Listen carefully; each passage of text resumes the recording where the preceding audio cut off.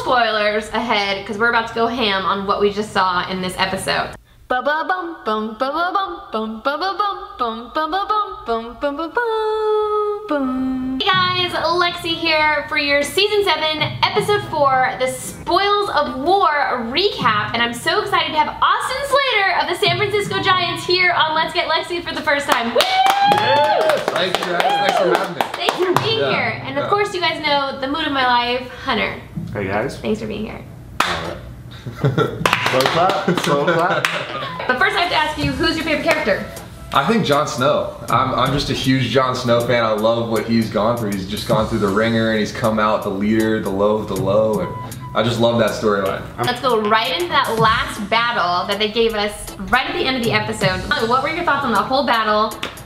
It was a whole battle. I mean, the best episode ever. I will say the Dragons, I was waiting for that for like 2 seasons now, and so that scene was crazy.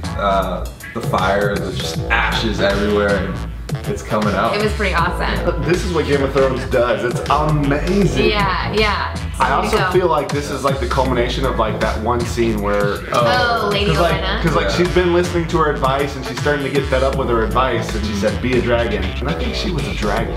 And then now we have Bronn on the ballista, Right. which was crazy. And then Bronn, he hits the dragon. Right. Right. So what were your guys' thoughts on that? Split second, I thought the dragon was dead, but I'm glad he wasn't. But still a little foreshadowing of what's to come, I think, when they get to King's Landing. Because it sounds like they've got a lot more, so that's gonna kind of even the playing field, I think, going forward. The one scene though where he had missed the one shot and she like keeps going for it, and then like it zooms in on the dragon, and she says Dracarys. Like right as she says Dracarys, you see the dragon like opening its mouth as he's shooting the ballista, and like a lot of the scenes where they shoot the ballista, it's like the thing goes through like the mouth, and I was like, please don't, like, because it's like and like here comes the shot, but luckily it just like kind of hit it in the side, to set up that scene on the ground. Jamie's charge, right? I was Jamie's charge. It was painful to watch, right? It was. I was ready for Jamie to die. Like, how much better can the scene get where like Tyrion's there watching,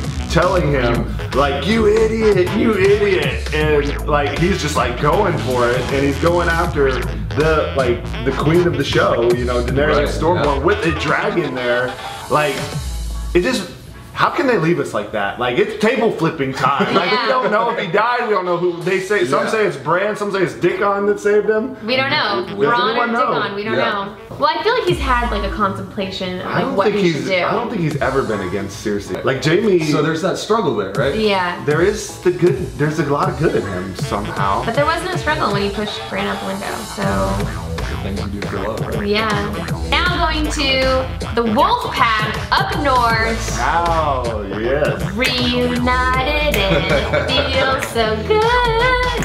Right? Yeah. Go ahead, Hunter. I know you've been itching to talk about I this. wanted to hear from Austin. I want to hear how he feels about the Starks being back in Winterfell. You have so many different personalities that have like branched off, and now they're all coming back together. They've got all these talents now, and they're back in Winterfell ready to do some damage. All the kids have grown up, have a superpower basically. Except Sansa. She has power. You said it just a couple seconds ago. You called it. Well, I'm gonna give you the. That's a square.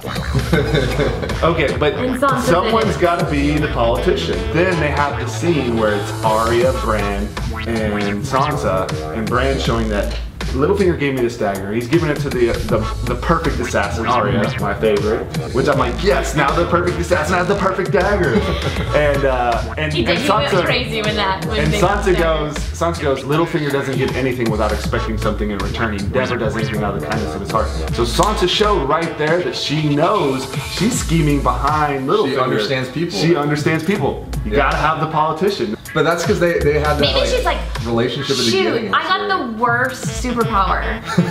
She's just jealous. That could be it. You know? It's like, she's a badass assassin now, and Bran has visions, and what am I doing? I have to flirt with Littlefinger. She's like, ugh. Arya is a badass. Arya is a badass, and she took on Brienne of Tarth, and she definitely held her own, but that was a powerful scene when Brienne just kicked her in the chest, because I think that just shows you, like, I'm still a little bit better than you. Not really, because she flung up really quick. Like a kick's not gonna kill you like a dagger to the neck, which she took like 2 or 3 times. I think it was pretty even, Matt. Like, I think at the beginning, Brienne's like taking it easy, and then when she realized, oh shoot, this girl can play. Yeah. I still think Arya won. Yeah. I still think Arya won. That's because you like her. The one lady that like kind of helped Bran through all this craziness comes in and talks to Bran and is like, goodbye, thank you. Like, what are they trying to show? Oh, the girl them? that's like been dragging Bran around all Yeah, over the north. and like Bran just kind of coldly and is. And she was like, you died. What was this scene? What do you think this scene like? I felt like they showed it for a reason. What was going on? If you went through what they went through, you would expect a longer, more heartfelt exchange. But what was Bran doing? Because Bran's like the visionary. And I feel like seeing so much now that he's jaded. He's just like, dude, this is too much. I don't know, that's what I got. What did you think? He's just completely lost touch with what is reality, so he's like, well, I can't do anything with you, so what's the point? Like, I already know my future, I already know your future. Like with that and Littlefinger, you're like, maybe Bran just doesn't talk much, but then when he got with Sansa and Arya, he started kind of opening up and sharing some of his visions and saying some things. So it's like, I feel like Bran is actually very calculated, and that whole exchange, it definitely shows you that Bran knew what he was doing and why he was doing it. Alright, so now we're gonna travel all the way to Dragonstone before even the battle. Baby. And we are in the caves with Jon and Dany. And we get all these like finger drawings, finger paintings, and some sexual tension. Which I'm totally okay with. I'm just gonna put that out there. If Jon and Dany decided to get together, I could look past them being possibly related. What did you say about Targaryens? They always marry each other, right? Like, they kind of mentioned in season 1 where she was supposed to marry her brother, right? Like, and then he gets burned alive. But, you know, that's like a norm in their family. How convenient, though, was the cave drawings? We were just like... Do you think it's really funny that it's like all of these like ancient hieroglyphs, and they're all like kind of like stick figures in circles? The Night King is like colorful. Yeah, the Night King is like, he's like drawn amazing with blue eyes. It's like a great wing I'm like, I don't think that was there, Jon. Did you draw that? Because this other stuff is like finger paintings, and then there's this amazing He stayed up all night making them. Instead of mining it, he's over there drawing it in the cave. She'll totally believe this, guys. Hey, Dany. Man, you're beautiful. Fires, ice, ice, and a little more fire. Double fire. Passion, a lot of passion. Bada boom, bada bing, Game of Thrones. They rule the world. It's all happy. So, Austin, what was your favorite part about this episode?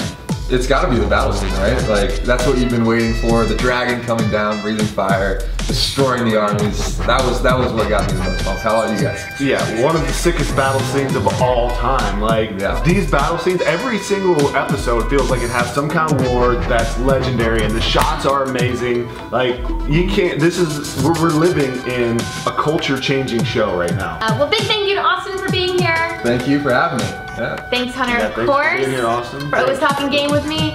Obviously. And thank you guys for watching, and we'll see you next time. Bye.